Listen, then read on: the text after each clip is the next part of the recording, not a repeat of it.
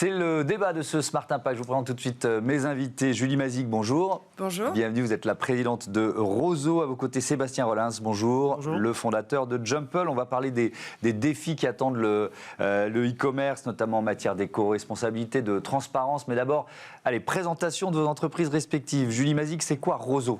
C'est très simple. Rozo, c'est un marketplace qui met en relation les producteurs et les restaurateurs de manière ultra locale.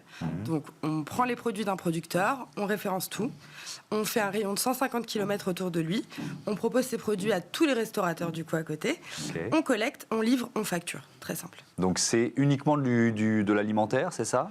Alors, principalement de l'alimentaire, effectivement, ouais. Et en termes de clients, du coup, c'est tous les professionnels du secteur alimentaire. Donc, aujourd'hui, on a notamment des restaurants, mais aussi des hôteliers, des épiceries, enfin, tous les professionnels qui peuvent acheter. Ok, Sébastien Rollins, présentez-nous Jumple, c'est une nouvelle place de marché, c'est ça? Tout à fait. Donc Jumple est une place de marché à venir qui sera lancée en septembre, qui va proposer tous les produits dont les consommateurs aujourd'hui ont besoin de manière très large. Nous aurons 15 univers, ça à partir de la puriculture, en passant par l'électronique, voilà, jusqu'à l'alimentaire sec, non frais. Par contre, son originalité réside sur son modèle économique qui répond aujourd'hui aux deux grandes préoccupations des consommateurs, qui sont pour nous le pouvoir d'achat et deuxièmement la responsabilité environnementale. Ouais. Donc ce sont des principes fondateurs et c'est comme ça que vous pensez vous différencier aussi? Tout à fait. Comme vous l'avez compris, les produits ne nous différencieront pas, mais aujourd'hui c'est tout l'enjeu de l'e-commerce. On observe dans l'e-commerce de biens de consommation, pas de services, une homogénéisation des catalogues. Aujourd'hui, les grandes plateformes présentent plus ou moins les mêmes produits. Donc on observe une bataille acharnée sur la visibilité qui se concrétise par une explosion, il n'y a pas d'autre terme, des coûts d'acquisition. Donc les grandes plateformes payent pour ça. Nous, notre originalité réside sur le fait que nous allons nous mettre en retrait de cette publicité qui est inflationniste et qui prélève du pouvoir d'achat aux consommateurs. Et nous allons rendre cet argent que nous ne dépenserons pas en publicité aux consommateurs pour qu'ils puissent mieux consommer et gagner en pouvoir d'achat. Et sur l'éco-responsabilité, est-ce que c'est vraiment, on est en plein contexte inflationniste, est-ce que c'est vraiment une demande des consommateurs? C'est-à-dire que la transparence, le bilan carbone du produit qu'ils achètent? Tout à fait. On l'observe de manière assez forte. Les consommateurs doivent choisir plus que jamais parce qu'ils ont un pouvoir d'achat plus restreint qu'avant. Donc, ils vont s'informer et ils vont s'intéresser à des sujets qui les préoccupent de plus en plus. Et pour nous, la phase Covid a vraiment accéléré cette prise de conscience. Je pense que c'est une excellente nouvelle. Les consommateurs sont en demande de mieux consommer. Et ça vaut aussi pour un business comme le vôtre, comme Rozo, même si on a bien compris, vous faites du B2B. Il y a chez les restaurateurs ou chez les professionnels, les traiteurs par exemple, qui font appel à vous, cette demande-là, c'est-à-dire savoir d'où viennent les produits, est-ce que c'est du bio ou pas, circuit court, c'est le principe de départ de Rozo. Vous sentez monter ça ?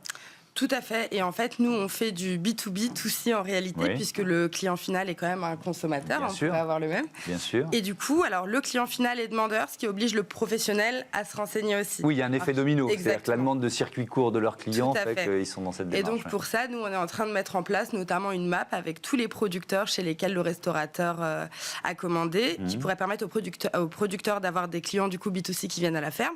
Nous, on n'a pas de souci avec ça. Et de l'autre côté, aux restaurateurs d'être tout à fait transparents sur ce qu'il va proposer. L'idée, in fine, c'est de faire vraiment la différence entre les restaurateurs qui vont faire ce pas et cet effort, parce que ça nécessite aussi des efforts, notamment, on parle d'empreinte carbone, nous, ça nécessite qu'on puisse livrer uniquement 2 fois par semaine et non pas tous les jours. On ne peut pas livrer d'une heure sur l'autre. Et on veut vraiment qu'à terme, il y ait une différence et que vous tous, vous puissiez aller au restaurant et savoir où est-ce que les produits que vous consommez ont été commandés. Mais je veux juste qu'on ne soit pas un peu angélique, parce que est-ce que quand même le premier critère d'achat, et je vous reposerai la même question, ça reste le prix. Ouais. Enfin, voilà, on va pas se raconter d'histoire. Nous, pour ça, faut savoir que dans l'agroalimentaire en général, les marges sont de minimum 40%. En dessous de 40%, les spécialistes agro nous disent très clairement, vous ne serez jamais rentable. C'est ce qu'on nous dit. D'accord. Nous, on a décidé de faire une marge à 6%. Donc, c'est une marge qui est très faible, ce qui permet aux producteurs de plus se baser sur les coûts des mercuriales classiques. Aujourd'hui, en France, pour notamment des fruits et légumes, on va dire tous les matins le prix d'un produit. Nous, on veut plus se baser là-dessus. On dit aux producteurs combien est-ce que ça vous coûte. On les accompagne aussi à calculer leurs coûts parce qu'il y en a beaucoup beaucoup qui ne savent pas faire. Et à ce moment-là, ils fixent leur prix. On arrive entre le prix du producteur qui se rémunère un petit peu mieux et notre faible marge à des coûts qui sont moins importants que les grandes chaînes ou même les marchés très connus pour les professionnels, car on limite les intermédiaires et on limite aussi notre marge. Même question sur le prix. Vous l'avez dit, il y a 2 piliers dans le modèle de Jumple, le pouvoir d'achat et l'éco-responsabilité, mais le prix, ça reste... Je pense que de nouvelles équipes se mettent en place parce que notre marge opérationnelle sera relativement équivalente, 6 à 7 points, alors qu'une place de marché qui vend des biens aujourd'hui prélève des commissions qui sont entre 10 et 20%. Donc la différence entre ces 6 à 7 points dont on a besoin pour faire fonctionner une place de marché et les 20%, c'est les fameux coûts d'acquisition. Ces coûts d'acquisition, c'est du pouvoir d'achat que nous ne sommes plus obligés de dépenser aujourd'hui dans le monde actuel et on peut le rendre aux consommateurs. D'accord, mais alors, bon, donc vous ferez moins ou pas de publicité, si je comprends bien. On va communiquer différemment. Communiquer différemment. Parce que moi, j'entends vos 2 modèles économiques, mais sauf que pour que des comportements éco-responsables aient de l'effet sur la société, il faut que les entreprises qui les mettent en place, elles durent. Et il faut que le business y marche. Donc vous voyez ce que je veux dire. Comment vous tenez cette contradiction apparente? Alors, de notre côté, c'est vraiment un transfert. C'est-à-dire qu'aujourd'hui, tout e-commerçant, je ne pense pas me tromper, dépense 10 à 15 points de son chiffre d'affaires en publicité pour acquérir de la visibilité. Donc, c'est 10 à 15 points du pouvoir d'achat. Ce transfert, on peut le faire parce qu'il s'agit d'une décision. C'est une décision du business model. On peut prélever cet argent et le mettre à un autre endroit. Et nous, on décide de le mettre du côté des consommateurs. Comment? Alors, vous ouvrez une nouvelle région, je crois, là, cet été, Auvergne-Rhône-Alpes. Et vous l'avez fait, on va parler de financement d'abord, vous l'avez fait en lançant une campagne de financement public sur We Do Good. Est-ce que, 1, vous avez atteint votre objectif, et 2, pourquoi cette démarche? Alors là, on est quasiment à la moitié de l'objectif qui est 200 000 €. Et l'Auvergne-Rhône-Alpes, c'est pour un client hôtelier qui est venu nous chercher en nous disant moi, je trouve Roseau génial. On est implanté par contre en Auvergne-Rhône-Alpes parce que vous êtes prêts à ouvrir. On leur a dit bien sûr, laissez-nous 3 mois, nous allons ouvrir. Donc nous ouvrons en juillet, on est très contents de ça. Il faut savoir que nous, on ouvre vraiment région par région pour des contraintes très simples. La logistique, on ne veut pas faire partir des camions vides. L'idée, c'est de massifier les commandes et c'est d'avoir un catalogue assez étayé pour pouvoir fournir un maximum de clients directement. Il faut trouver les exploitants. Tout à fait. Vous vendez un circuit court, donc il faut trouver les exploitants. D'ailleurs, est-ce qu'il y a des matières alimentaires de base qui sont plus difficiles à trouver que d'autres quand on lance finalement une nouvelle région? Alors, ça va dépendre du coup de la région, mais notamment par exemple en Bretagne qu'on va ouvrir en septembre, j'en profite. Le vin, c'est très compliqué parce qu'en fait en Bretagne, il n'y a quasiment pas de vignobles. Il y en a qui sont en train d'ouvrir, mais du coup c'est... Avec le réchauffement climatique, effectivement, les Bretons vont faire du vin. Exactement, bon, on s'y attendait pas, mais effectivement c'est en cours. Et ça va être surtout de manière régionale en fonction des régions, certains produits, mais sinon on peut avoir quasiment de tout, partout, notamment en Ile-de-France. Pour ceux qui ne le savent pas, on a des kiwis, des enfin, on a tout ce qu'il faut en réalité pour pouvoir se nourrir de façon locale. Mais ça veut dire que les participants de ce financement public, ils deviennent vos actionnaires c'est quoi la logique? Non, c'est une levée de fonds en crowdfunding par royalties.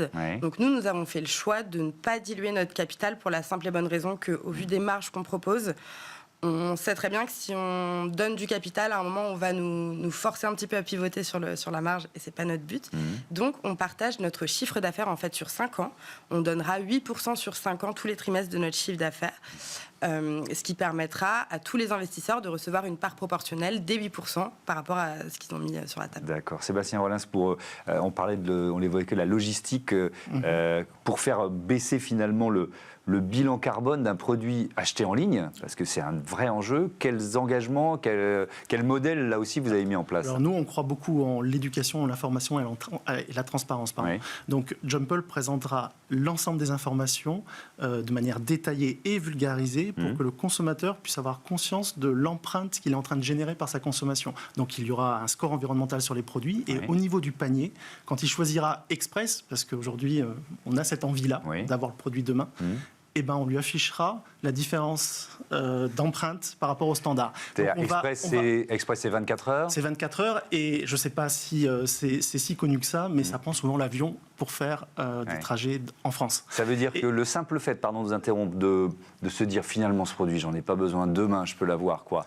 Après-demain, dans 3 jours, on va comptabiliser et évaluer le bilan carbone. Exactement. Ouais. Donc on croit beaucoup en la liberté, la liberté de décision. Les gens sont responsables, donc on prend le pari de les informer très clairement, en vulgarisant les choses et qui prennent eux-mêmes la bonne décision pour la planète. Sur les emballages aussi, parce que là, quand on fait du e-commerce, enjeux majeurs, moi, comme client, je me dis parfois qu'il y en a qui servent à rien. Est-ce que vous avez le moyen d'imposer ça sur certains produits? Comment vous faites? Imposer non, influencer oui. Et dans notre développement court terme, nous allons intégrer une logistique propre, ce qu'on appelle le fulfillment, qui permet de garantir des meilleurs services ou des services plus homogènes à nos consommateurs. Et dans ce cadre-là, nous ferons des efforts et nous aurons une approche très détaillée sur l'empreinte carbone de nos emballages, effectivement. C'est aussi un enjeu pour une entreprise comme Roseau? Pour revenir sur l'empreinte carbone, effectivement, on a eu des demandes de restaurateurs qui souhaitaient avoir l'empreinte carbone des produits pour in fine les afficher sur le menu. Et on s'est dit que c'était génial. Nous, on avance avec nos clients. On fonctionne un petit peu comme une coopérative, finalement, comme les agriculteurs. Et on s'est rendu compte, pour avoir fait le test dans quelques restaurants, que sur une tablée de 10 personnes, un midi, lorsqu'on est au travail, par exemple, si quelqu'un regarde le menu et dit moi je vais prendre plutôt un plat végé parce que je vois que l'empreinte carbone elle est basse, alors il faut pas forcément très bien connaître l'empreinte carbone, mais le fait de voir un chiffre plus bas, ça peut influencer. Et on se rend compte assez rapidement que sur une table, quand quelqu'un prend la décision et dit regarde, moi mon empreinte carbone elle sera plus basse, ça peut influer toute la table. Et ben voilà. C'est ces petits gestes qui vont faire changer les choses. Merci beaucoup à tous les deux et à bientôt. Merci sur beaucoup. Bismart. On passe à notre rubrique Startup. C'est parti.